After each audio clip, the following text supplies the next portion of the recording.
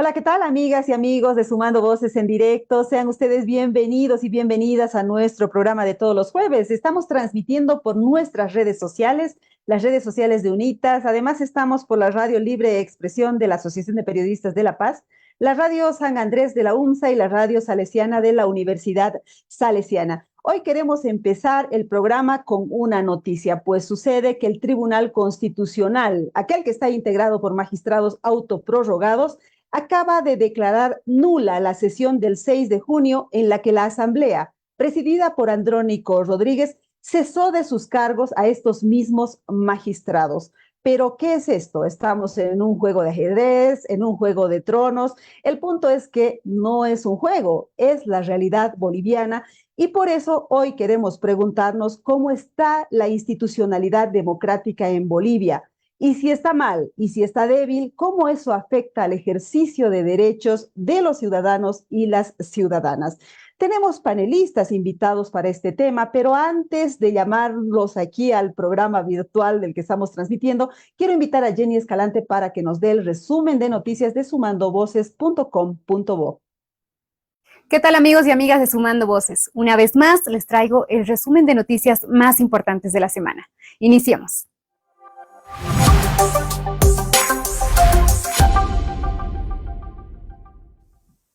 Amazonía en punto de no retorno. El FOSPA exige acabar con el extractivismo y reivindica la autonomía indígena sin tutela estatal. Tras 4 días de debates y comprobación in situ, el Foro Social Panamazónico, reunido en Rurrenabaque y San Buenaventura entre el 12 y el 15 de junio, concluyó que la Amazonía ha llegado al punto de no retorno y se encuentra en emergencia climática. Frente a esa situación, los participantes de los 9 países proponen al mundo un acuerdo por la vida para hacer frente al colapso climático y ecológico, acabar con el extractivismo, desmantelar las infraestructuras petroleras y además reivindicar la autonomía indígena sin ningún tipo de tutela estatal. Tacana, el pueblo que rechaza la palma africana y el oro y que quiere ser una autonomía indígena.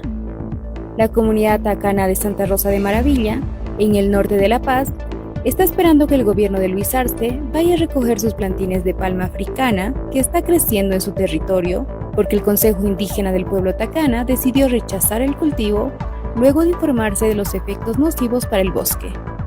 El gobierno apuesta por ese y otros cultivos para producir biocombustibles. Multas por desmontes ilegales van desde 2 bolivianos con 50 a 15 bolivianos por hectárea. Un proyecto busca un significativo incremento. Lo que propone la norma es que, para que realmente se desincentiven las quemas, en caso de que propiedades campesinas o indígenas hayan quemado 130 hectáreas fuera de norma, se les multe con 26.500 bolivianos. Y si son propietarios pequeños, con 65.625 bolivianos, y por la misma cantidad de hectáreas. El gobierno prevé cultivar palma africana en 28 municipios y instaló 20 viveros de plantines, pese a la alerta de daño ambiental. Las regiones donde se prevé el cultivo de esa especie son las siguientes: en La Paz, Ixiamas, San Buenaventura y Alto Beni. En el Beni, Santa Ana, San Borja, Reyes, Santa Rosa, San Andrés, Loreto, Trinidad, San Ignacio de Mojos, San Javier, San Joaquín y San Ramón. Mientras que en Pando, las regiones elegidas para el cultivo son Sena, San Lorenzo, Puerto Gonzalo Moreno, Bellaflor, San Pedro, Puerto Rico, Santa Rosa de Abuna, Villanueva y Nueva Esperanza. En Cochabamba, Puerto Villarroel, Chinaota, Villa Tunari y Chimoré. Finalmente, en Ascensión de Guarayos, del departamento de Santa Cruz.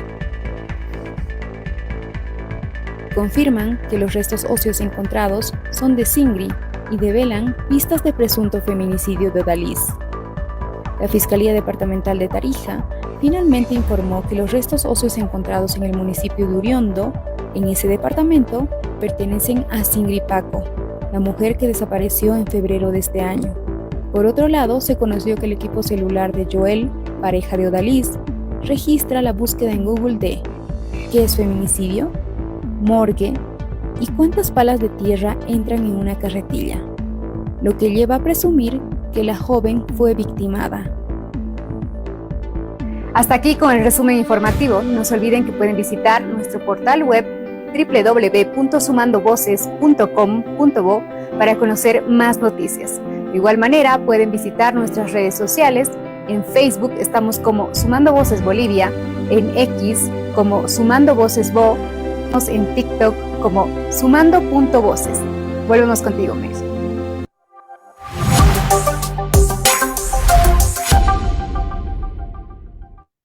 Muchas gracias, Jenny. Es el resumen de noticias de nuestro portal, donde nos enfocamos, como ustedes saben, en derechos humanos, democracia y desarrollo sostenible. Hoy en nuestro programa queremos hablar de institucionalidad democrática, justamente les decía al iniciar el programa, y estamos con nuestros invitados. Quiero darle la bienvenida al abogado Ramiro Orías. Él es un jurista boliviano, oficial de programa senior de la Fundación para el Debido Proceso. Adelante, doctor Ramiro. Gracias por la invitación, Mary. Un saludo cordial y lo mismo para Rafael. Muy bien, y el otro es Rafael Archondo, que desde México está conectado con nosotros. Él es un académico, periodista, escritor. Qué gusto tenerte en el programa, Rafael. Gracias, Mary. Un saludo para Ramiro y muy feliz de ser el otro. Bueno, así empezamos con el chiste del otro, pero el programa que vamos a empezar ahora no es tan chistoso, ¿no? Porque la institucionalidad democrática de nuestro país lamentablemente está sufriendo un deterioro. Y quiero mostrarles un par de láminas que nos muestran los últimos acontecimientos respecto a este tema. La primera de ellas nos muestra ¿qué dice la ley 075 aprobada por la Asamblea Legislativa el 6 de junio?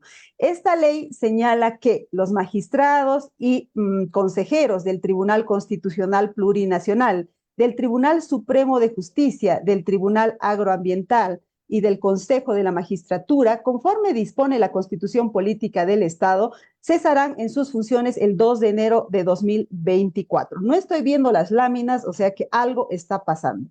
Pero ahí están, ahí están. Esa es la ley 075 aprobada por la Asamblea Legislativa Plurinacional del 6 de junio, que les decía que lo que hace es cesar en sus cargos a los magistrados que se han autoprorrogado, porque dice que el 2 de enero debían terminar sus funciones.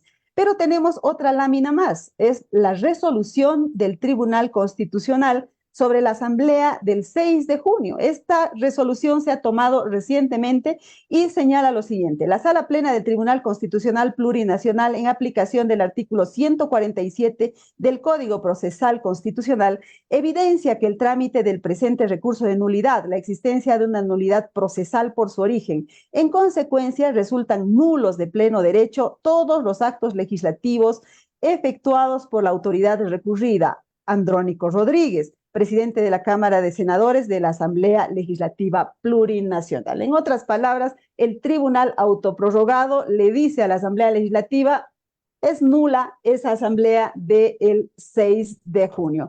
Empecemos con Ramiro Orías. Le preguntaremos quién gana con esto, porque es obvio que el país está perdiendo. ¿Quién gana? ¿Y qué señal nos da esto de la institucionalidad en nuestro país? Ah, efectivamente, el país ha tenido viviendo un proceso de erosión de la institucionalidad democrática y su principal consecuencia pues, es la falta de capacidad de estas instituciones para preservar el Estado de Derecho.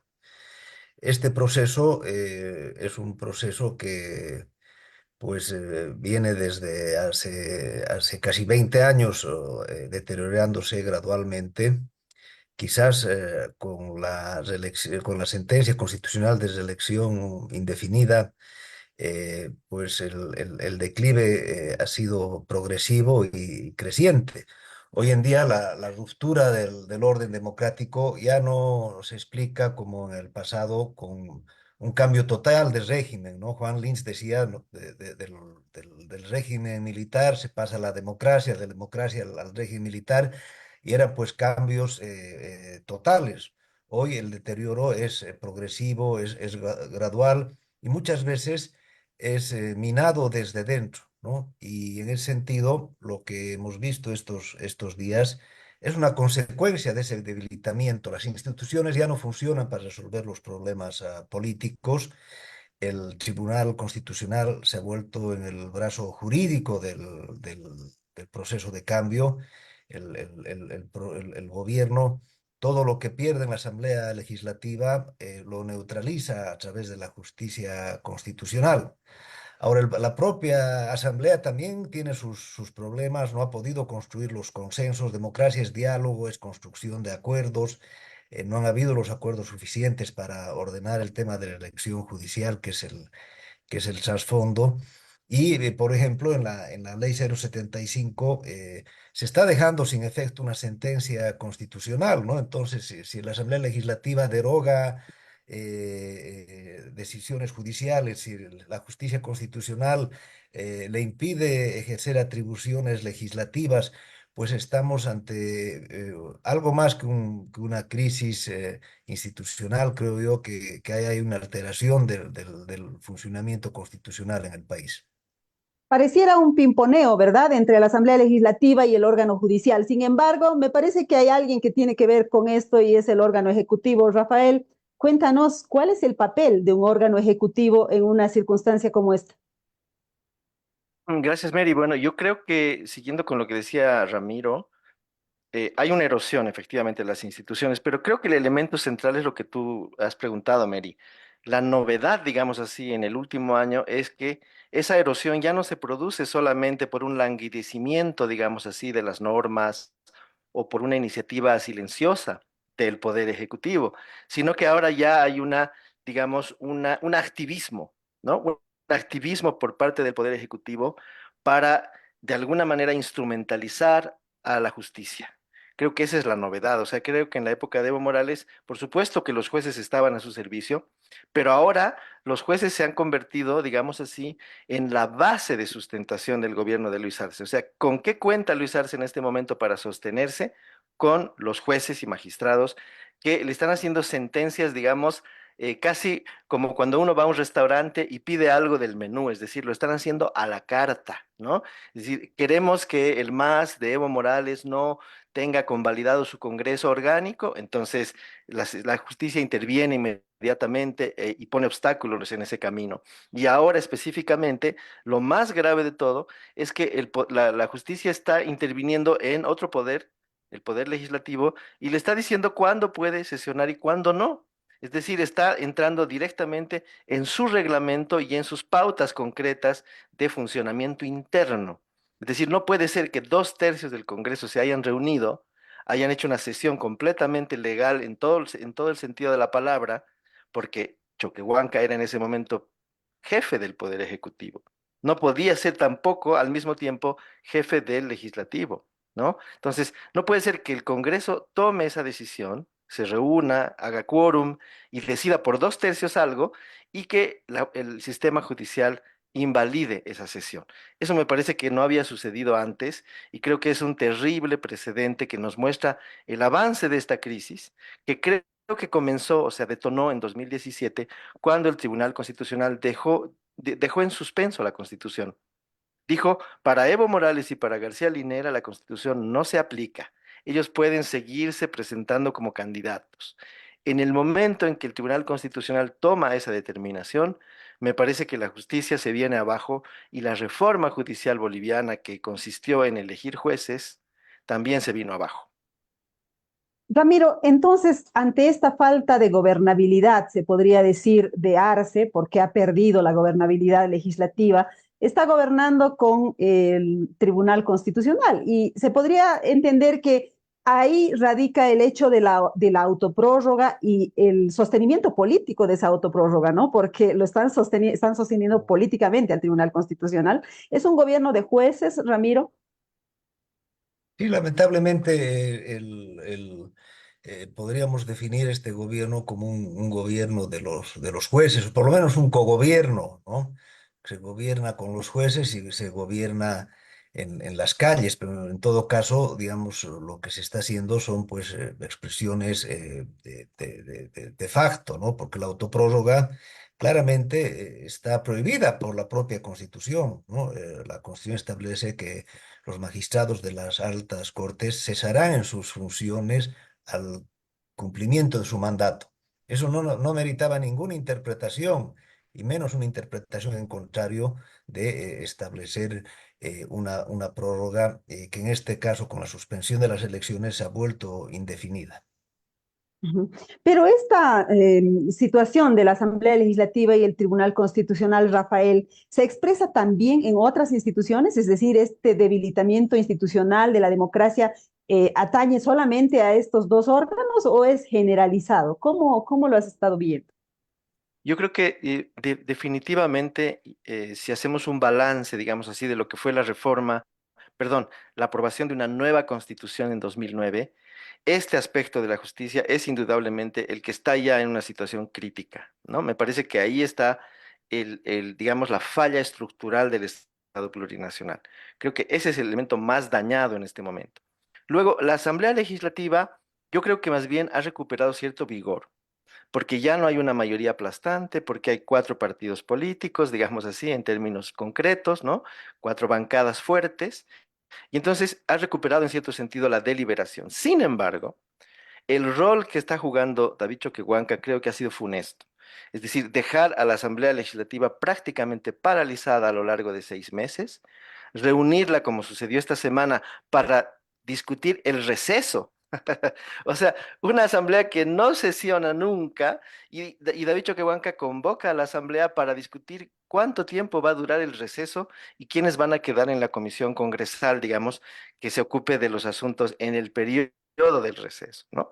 Eso me parece fatal. Entonces, una asamblea que de pronto recupera la posibilidad de generar cierta discusión, cierta deliberación, queda finalmente ofuscada por la pinza del vicepresidente y presidente nato del Congreso, David Choquehuanca, y el Poder Judicial que empieza a emitir sentencias sobre el funcionamiento interno de la Asamblea Legislativa, ¿no? Entonces ahí están los dos pilares fuertes del Estado plurinacional que están tambaleando. Y luego yo añadiría un tercer elemento, lo que ha sucedido con todas las organizaciones sindicales, lo que llamamos el Pacto de Unidad, lo sabemos de memoria, la CSUTCB, los interculturales, las Bartolinas, sé que no son, digamos, organismos propios del Estado. Sin embargo, a lo largo de 14 años, cogobernaron en cierto sentido y ahora se las ha desnaturalizado por completo. Es decir, se han convertido en apéndices de dos segmentos partidarios y han dejado de tener, digamos así, la condición de organizaciones sociales, ¿no? Y entonces también ahí me parece que se ha desquiciado todo y sí creo que no estamos todavía viendo el fondo de la cuestión, pero creo que hemos llegado muy cerca, digamos, ya de un colapso final de lo que sería el proyecto del Estado plurinacional que nació con tanto respaldo ciudadano con el referéndum de 2009.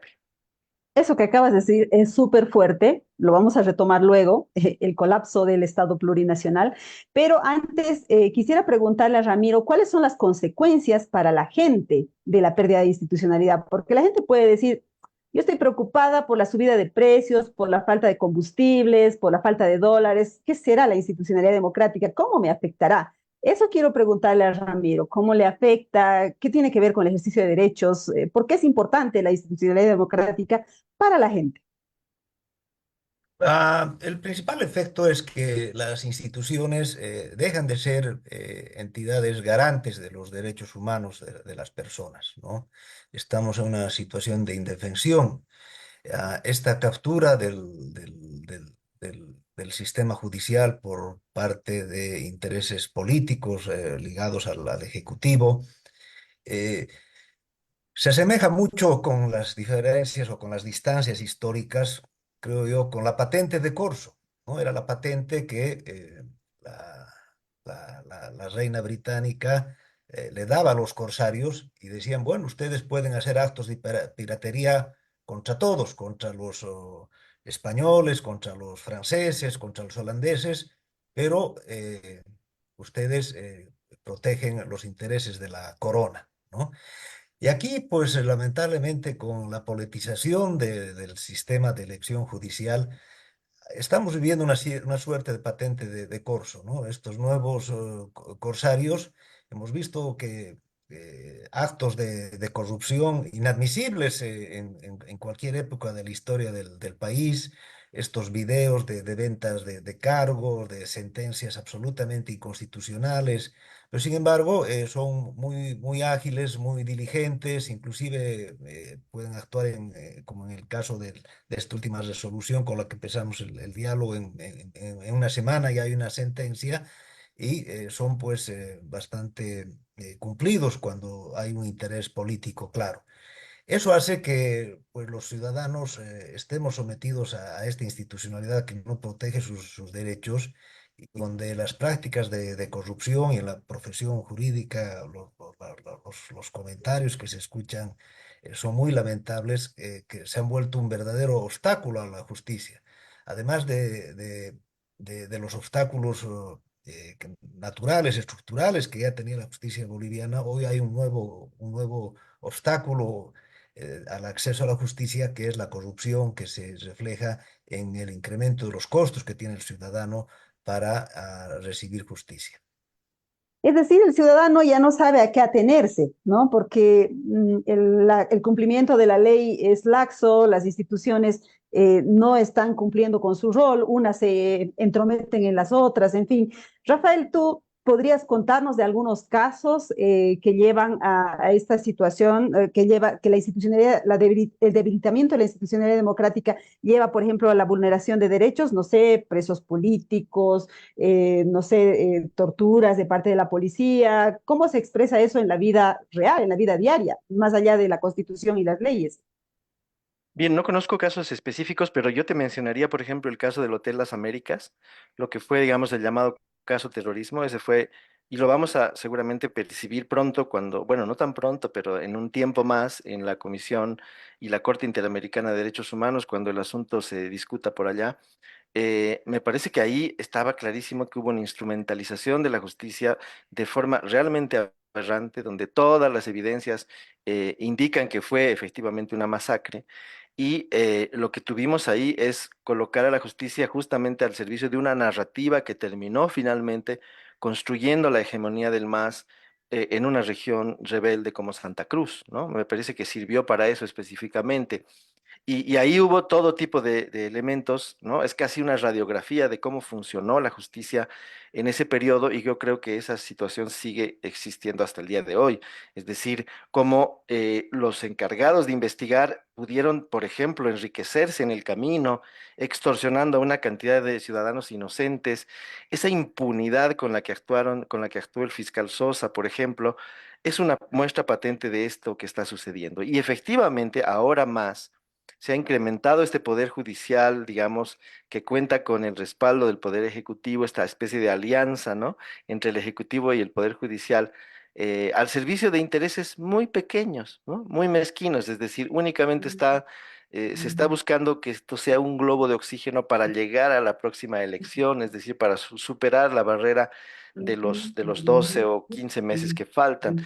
Entonces, yo creo que sí, todo esto tiene consecuencias devastadoras en general sobre la situación y la realidad del pueblo boliviano, ¿no? Yo agregaría a ello que encima de eso, hoy en México, donde yo vivo hace casi una década, se está discutiendo la posibilidad de elegir jueces, ¿no? Y es decir, y la idea goza de una enorme legitimidad. Pero casi nadie aquí en México se atreve a mencionar el ejemplo boliviano, porque saben que el ejemplo boliviano es un espejo que si México se mira en él, obviamente va a salir escapando, ¿no? De cómo se puede hacer mal una reforma judicial. Yo creo que ahí metimos la pata todos. Creo que en esa reforma judicial no se debatió ni se reflexionó lo suficiente. Es el único país en el que esta idea pudo sortear todos los obstáculos y aplicarse. Y bueno, ahí están un poco las consecuencias, ¿no? O sea, yo creo que de esa reforma del sistema judicial surge la reelección indefinida y surge ahora este gobierno de jueces y el presidente, que es lo que estamos en este momento presenciando y quizás padeciendo. Por suerte tú estás en México para advertirles de esta situación, ¿no? De hecho, ayer hemos visto una columna tuya que decía, no, México, no, por No, favor, por favor, no, no, paren con eso. Claro, porque no me nosotros hemos, persigan. Exacto, porque hemos sufrido o estamos sufriendo las consecuencias de aquello, ¿no? A Ramiro quisiera preguntarle cómo se sale de esto, es decir, llevamos años perdiendo institucionalidad en Bolivia. La pregunta es cómo frenamos esto, porque este Tribunal Constitucional un buen día nos puede decir que Arce se queda de presidente toda la vida o nos puede decir cualquier cosa, ¿verdad? O sea, si es que se pierde la institucionalidad, estamos en manos de un tribunal constitucional. ¿Cómo se sale de esto, Ramiro? Esa misma pregunta recuerdo que se hacían hace muchos años en el Perú. Cómo salían del régimen Fujimori y Montesinos. Y un defensor de derechos humanos muy reconocido en ese país, recuerdo que dijo, la barbarie no se combate con la barbarie, ¿no? La democracia no es un sistema indefenso y bueno, pues los ciudadanos tenemos que utilizar las herramientas de la propia democracia para reencauzar el restablecimiento de la institucionalidad democrática. Creo que definitivamente preservar la salida electoral pacífica, democrática del próximo año es importante. Hay también muchos cuestionamientos y debilidades del órgano electoral. Creo que es interesante esta cumbre política a la que ha convocado el órgano electoral, en un país donde nadie dialoga, donde nadie construye puentes, donde nadie construye consensos. Por lo menos si no estamos de acuerdo en en qué clase de país queremos, por lo menos que haya un consenso mínimo en las reglas para resolver nuestras disputas políticas. Yo creo que definitivamente la elección presidencial del próximo año va a ser un momento clave para reencauzar el rumbo o más bien tener la vía a un escenario más represivo, donde se asiente la concentración de poder, donde se debilite aún más las garantías que tenemos los ciudadanos. Rafael, ¿habrá condiciones para ir a esas elecciones con una institucionalidad en la que la gente pueda confiar? Y estoy pensando en el año 2019, cuando nadie confiaba en los vocales del Tribunal Supremo Electoral, nadie confiaba en el TREP, en los resultados. ¿Cómo estamos ahora, Rafael? Yo creo que es urgente un gran acuerdo nacional. Ya existe una mayoría de 2/3 en la Asamblea Legislativa, que esa mayoría está formada por la bancada de Evo Morales, la bancada de Carlos Mesa y la bancada de Creemos, ¿no? Yo creo que estas tres fuerzas son esenciales, son las tres fuerzas que convocaron a esa reunión del 6 de junio y que decidieron finalmente acabar con la autoprórroga, ¿no? Aunque el presidente no quiera promulgar esta ley. Entonces, me parece que si esas tres fuerzas se ponen de acuerdo y confeccionan, por ejemplo, una lista de aspirantes al Poder Judicial representativa de las tres fuerzas, y es decir, que no todos sean del MAS, sino que haya efectivamente pluralismo y una especie de cuoteo, entre comillas, benévolo entre las tres fuerzas, que permita hacer unas elecciones judiciales a la brevedad posible. Creo que habremos encontrado una luz al final del túnel. Me parece que eso debería suceder. No encuentro otro actor político en este momento capaz de tomar decisiones, ¿no? Porque podemos decir, bueno, que hable toda la ciudadanía, en fin, pero quienes en este momento tienen el control de la Asamblea Legislativa, efectivamente, y no es el gobierno, deberían generar una agenda y el gobierno ojalá dejarla pasar, ¿no? Sabemos que el gobierno se va a poner firme para que eso no pase, pero creo que en este momento es la única salida para Bolivia. Luego debería reflexionarse sobre una reforma constitucional que elimine la elección popular de los jueces, que busque otro mecanismo que quizás nos haga revertir esa medida, como ha sugerido ayer Eduardo Rodríguez Beltré. Él ha dicho, hay que debatir esto y eventualmente revertir la votación de los jueces, ¿no? Entonces, si él lo está diciendo, creo que ya es una voz muy autorizada para pensar que eso es lo que debe de hacerse. Y eventualmente, si estos tres partidos pudieran también este, allanar el camino para unas elecciones completamente limpias y transparentes, con revisión de todos los factores que llevan a unos comicios confiables, pues esa debería ser un poco, ese debería ser el puerto de llegada de esta crisis, ¿no? Porque efectivamente Bolivia necesita el próximo año un gobierno capaz de enfrentar la crisis económica, de hacer modificaciones profundas, y eso solamente va a poder salir de las urnas. Pero para llegar a las urnas tenemos que bordear este impasse que en este momento existe, un gobierno que ya es una minoría clara en la Asamblea Legislativa, que trata de mantener las cosas tal como están. Creo que ya no podemos seguir, digamos, arrastrando la crisis por más tiempo. Ramiro, ¿qué opinas sobre esa idea de Rafael de hacer un acuerdo político para reencauzar todo, ¿no? Empezando desde la institucionalidad, las elecciones, las judiciales, los jueces. ¿Cree que hay condiciones? Definitivamente el país necesita un gran acuerdo político, un gran acuerdo nacional, donde se establezca esta agenda democrática, ¿no? Hay no solamente el tema judicial, el tema electoral, la ley de partidos políticos, primarias, no primarias. Hay una serie de aspectos donde se tienen que discutir y poner de acuerdo. Sin embargo, pese a que estoy de acuerdo que la base de ese consenso son estas tres fuerzas políticas, tiene que haber algún nivel de diálogo con el Ejecutivo, porque hemos visto que pues el Ejecutivo no tiene los votos, pero tiene el veto, ¿no? A través del Tribunal Constitucional está logrando paralizar y vetar políticamente muchas de las iniciativas que acuerdan esta nueva amplia mayoría, ¿no? En ese sentido, ahora uno de los problemas para este diálogo es quién convoca el diálogo, ¿no? Hemos perdido mediadores, en el pasado el Defensor del Pueblo, la Asamblea Permanente de Derechos Humanos, la Iglesia Católica, eran mediadores que contribuían a la solución negociada de los conflictos. Y tal vez ahí la pregunta que tenemos que hacernos es si esto los bolivianos lo podemos resolver solos o qué dosis de cooperación internacional necesitamos para que se contribuya a estos acuerdos políticos. Ya lo hicimos una vez, me acuerdo que la presidenta Bachelet, como presidenta de UNASUR, viabilizó los acuerdos políticos que permitieron la aprobación de la nueva constitución. Y creo que estamos en una crisis de ese nivel de parálisis institucional, de ruptura, y necesitamos algún tipo de actor externo que contribuya a la construcción de esas bases para el diálogo. Bueno, entonces habría que llamar a los organismos internacionales, a algunos mediadores, ¿no? Rafael, ¿qué te parece esa idea? Sí, me parece excelente. Yo creo que si nos damos cuenta, tomamos conciencia de la gravedad de la crisis, necesitamos algo así, ¿no? En el pasado tuvimos unos acuerdos que fueron denostados a lo largo de más de una década, ¿no? Los acuerdos que, por ejemplo, llevaron a esa famosa Corte Nacional Electoral presidida por Huáscar Cajías, cuando todos los partidos, desde Condepa, pasando por UCS y obviamente los partidos clásicos tradicionales, el MNR, ADN y el MIR, bajo el gobierno de Paz Zamora, lograron esos acuerdos.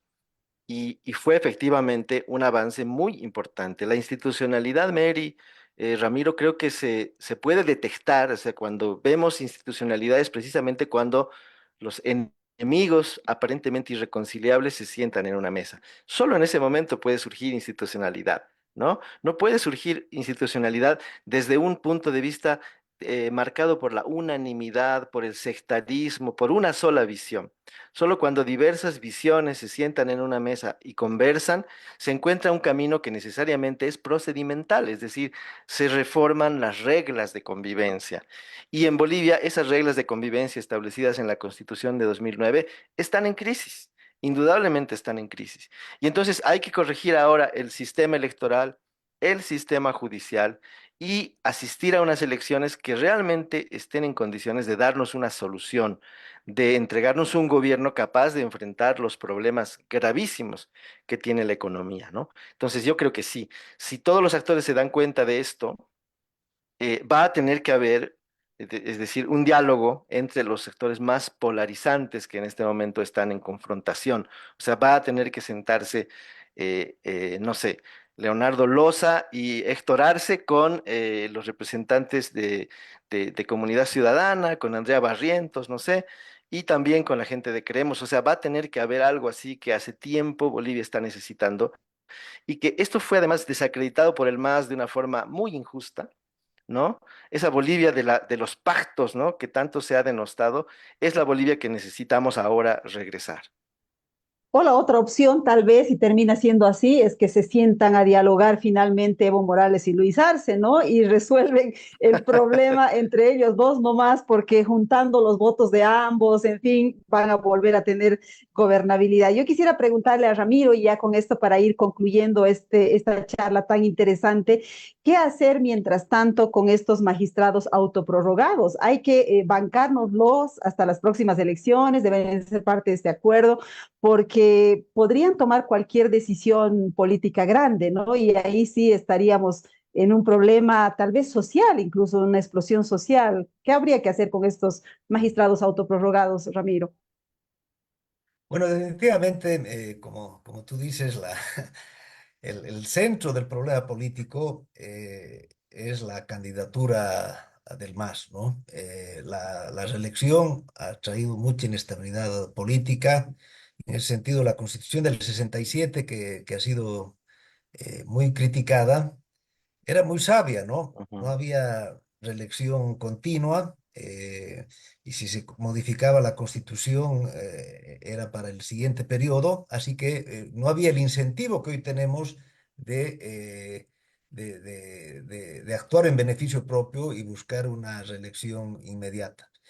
Y esto hemos visto que la pelea por el control del Tribunal Constitucional tiene que ver con la habilitación o no de la candidatura de Evo Morales, ¿no? Definitivamente, digamos, el problema político es ese. Ahora, mientras tanto, pues tenemos un tribunal constitucional autoprorrogado que ha profundizado la crisis, la falta de credibilidad, está generando una amplia incertidumbre política y parte de los acuerdos políticos tendrá que ver con cómo resolver esta permanencia o no de los magistrados. La prórroga está establecida en algunas constituciones, si vemos desde el derecho comparado, y contribuye a que los países, digamos, alienten la continuidad del servicio judicial. El problema es que en Bolivia la prórroga no está establecida en la Constitución, al contrario, hay un mandato claro de cesación de funciones y por lo tanto la prórroga dispuesta por el Tribunal Constitucional más bien pues es un incentivo a que no haya renovación, a que no hayan elecciones y por eso el Tribunal ha venido de forma displecente suspendiendo en cada momento las elecciones judiciales y actuando con la celeridad de esta última semana en anular la sesión legislativa. Así que realmente parte de la solución del problema político tiene que ver con esa disputa. Exacto. Y ya para Rafael, la última pregunta sería la política, pues, ¿no? Él nos decía que aquí está colapsando el Estado plurinacional. ¿Qué va a surgir entonces después de, en el hipotético caso de que haya acuerdo político, de que se recupere la institucionalidad? ¿Habrá una oposición con músculo para ir a competir a las elecciones y hacerle frente al MAS, que ha sido el propulsor de este Estado plurinacional? Bueno, yo creo que tenemos en este momento que avanzar en una transición, ir dejando la Constitución de 2009 en sus aspectos negativos, ¿no? Y entonces esa transición implica hacer reformas a la Constitución, que impliquen, por ejemplo, anular la elección por voto popular de los jueces, buscar otro sistema, pero en este momento tenemos un impasse porque efectivamente no puede seguir esta justicia autoprorrogada. Entonces yo creo que tiene que haber las últimas elecciones judiciales de la historia del país y del planeta, ¿no? Tendrían que realizarse este año con el objetivo de evitar los autoprorrogados y repito, con la enorme oportunidad de que la lista de aspirantes al Poder Judicial salga de Creemos, de Comunidad Ciudadana y de la bancada de Evo Morales, ¿no? Que parece que Evo Morales va a absorber al MAS. No creo que haya tanto una división, sino que Evo se va a quedar con el partido y va a dejar a la intemperie a Lucho y David, ¿no? Entonces, yo creo que de ahí podría salir una lista plural y efectivamente ya como un homenaje, digamos, casi funerario a ese sistema judicial, haríamos una elección última para elegir un poder judicial también de transición. Y yo creo que el próximo gobierno, ya elegido y robusto por el apoyo de la ciudadanía, tendría que prever una reforma constitucional del sistema de justicia, una depuración del sistema electoral que genere otra vez la confianza que todos necesitamos y ojalá el inicio de un nuevo sistema de partidos, ¿no? Con identidades fuertes. Y me quedo con lo que decía Ramiro. La reelección también debería eliminarse de la Constitución. Esa debería ser otra de las reformas, ¿no? Y solamente como un dato importante, entre las reformas constitucionales que en este momento se discuten en México está la horrible y posible elección por voto de los jueces, pero también está, lo ha dicho Claudia Sheinbaum, eliminar totalmente la posibilidad de la reelección en México. La reelección no se puede a nivel presidencial, pero se ha estado experimentando a nivel de senadores, de diputados, de alcaldes, ¿no? Entonces, ella ha dicho que tiene que acabarse la posibilidad de reelegirse. Eso está mostrando también una enseñanza, ¿no? Y creo que Bolivia tiene que seguir por ese camino. O sea, la nueva constitución reformada, digamos, tendría que eliminar la reelección. Yo creo que del todo, no sé si esto es muy radical, pero creo que ya suficiente daño ha hecho esta medida y ya se le tiene que quitar a los políticos las ganas de perpetuarse en el poder. Creo que eso es lo que podemos aprender de esta crisis, que sí yo creo que tiene que ver con un colapso del Estado plurinacional, así como lo hemos conocido a lo largo de 2 décadas. Qué interesantes, importantes y estructurales aportes que han hecho Ramiro Orías y Rafael Archondo en este programa. Les agradezco a ambos porque me parece que ese es el tema de fondo. O sea, más allá de Ujú. que si me falta dólares, me falta combustible, me falta lo uno y lo otro y el precio del tomate sube, creo que el asunto de fondo es estructural, es de la democracia, es de la institucionalidad. Muchísimas gracias, Ramiro. Despedida. Pues no, muchas gracias por la oportunidad de compartir con tu audiencia, Mary. Y definitivamente los retos de la institucionalidad democrática son los principales, porque en la medida que retomemos un país con estabilidad política, vamos a tener también estabilidad económica. Muy bien, muchísimas gracias también, Rafael, por haber participado en el programa. Gracias, Mary, gracias, Ramiro, por la oportunidad de conversar y de dialogar sobre estos temas. Ojalá nos escuchen y ojalá en alguito nos hagan caso. Ojalá así Eso. sea. Vamos a difundirlo por todos lados el mensaje. Bueno, yo me quedo un momento más porque tengo un invitado que es Rodolfo Huaypa. Él es nuestro compañero responsable del Observatorio de Derechos de UNITAS. ¿Y por qué lo traemos al programa? Porque resulta que la próxima semana se va a presentar en La Paz el informe de situación justamente del año 2023 sobre institucionalidad democrática, libertades fundamentales y el derecho a defender derechos, es decir, ¿cuál es el estado de situación en el que está el país? Rodolfo, bienvenido al programa. Un saludo, Mary, y gracias por la invitación. Cuéntanos un poco qué contiene este documento, cuál es la importancia que tiene, desde cuándo se lo elabora, en fin, cuéntanos sobre el informe de situación de UNITAS.